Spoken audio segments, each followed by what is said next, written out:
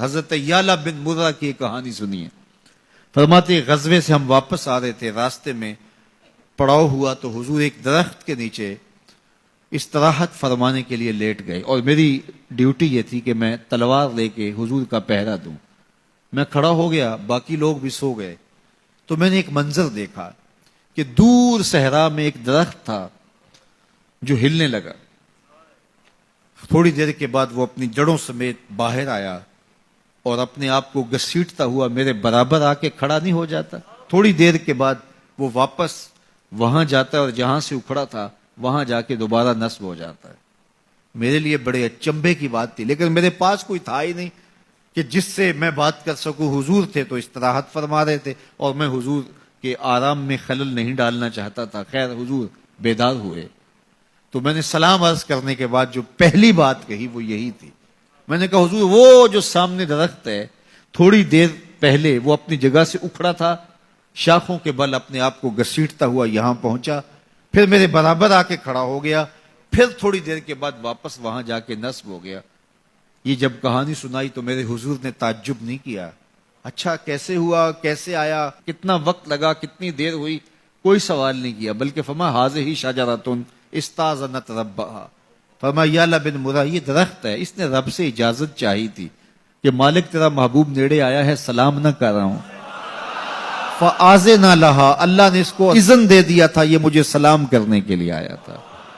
درختوں کے کلیجے بھی تڑپتے ہیں کہ حضور کو سلام کیا جائے. وہ کہانی تو آپ نہیں بھول سکتے جب ایک اعرابی نے کہا کہ حضور میں آپ کو نبی تب مانوں گا اگر وہ درخت آپ کی نبوت کی گواہی دے گا، آپ اگر اس کو بلائیں گے. تو میرے حضور فرماتے ہیں میں نے کیا بلانا، جا کے تو ہی کہہ دے تجھے اللہ کا رسول بلا رہا ہے.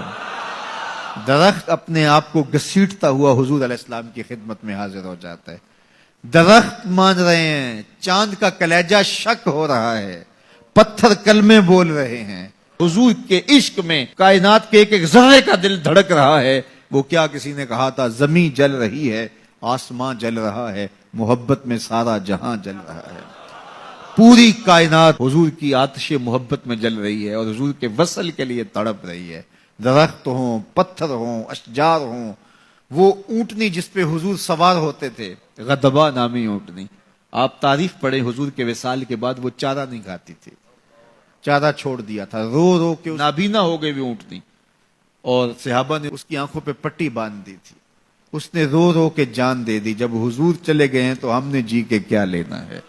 آپ نے محبت کی لوگ داستانیں سنی ہوں گی، محبوں نے محبوبوں کے لیے کیا کچھ کیا، نہریں کھودی، تکلیفیں سہی، اذیتوں سے گزرے، سولیوں پہ چڑھ گئے.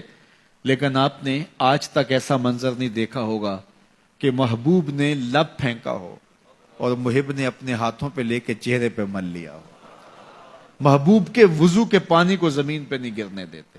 عروہ بن مسعود صلح حدیبیہ کے موقع پر واپس جب گیا تو اس نے قریش مکہ کو جا کے کہا میں تمہاری جانب سے سفیر بن کے بڑے بڑے بادشاہوں کے درباروں میں گیا ہوں، واللہ اصحاب محمد کو جو میں نے محمد صلی اللہ علیہ وسلم کی تعظیم کرتے ہوئے دیکھا، واللہ آج تک کسی بادشاہ کی بھی وہ تعظیم ہوتے ہوئے نہیں دیکھی. اور جو ان کا لعاب زمین پہ نہیں گرنے دیتے، ان کے وضو کا پانی نہیں زمین پہ گرنے دیتے، وہ ان کا خون کیسے گرنے دیں گے. تو جنگ کا ارادہ ترک کر دو. تاریخ بتاتی ہے صلح حدیبیہ کے بعد سیدھا فتح مکہ ہوا ہے. قریش کے ساتھ پھر کوئی جنگ نہیں ہوئی، اس لیے کہ ان کے دلوں پر ایک رعب بیٹھ گیا تھا.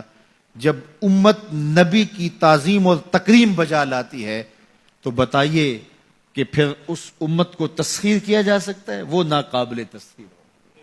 جب امت اپنے نبی کی تعظیم نہ کر سکے تو پھر اس کو جس طرح چاہو جو ہے وہ مسخر کر لو، وہ ایک بوسہ ہوتا ہے، اس کے علاوہ کچھ نہیں ہوتا.